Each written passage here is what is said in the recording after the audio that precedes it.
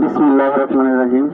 উপস্থিত সম্মানিত, আজকে যে মাইয়াতে জানাজা পড়তে আসছে আমরা, উনি কালকে শেষ কথা হচ্ছে আমার সাথে 12:30টায়।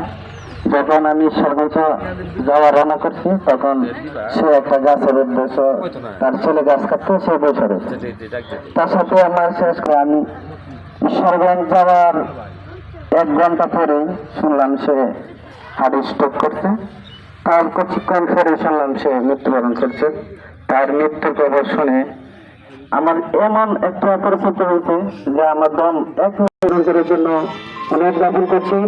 আমাদের সকলের মুরব্বী বিশিষ্ট সমাজসেবক জনাব, না বললেই নয়, এই রুহুল আমিন ওনার যে পিতা ছিল, ওনার সাথে আমার অত্যন্ত ঘনিষ্ঠ এবং ভালোবাসাপূর্ণ একটা সম্পর্ক ছিল, যার জন্য অনেক পারিবারিক বিষয় নিয়ে যে কোনো সমস্যা হইলে সে আমার সাথে পরামর্শ করতো, সহযোগিতা নিত।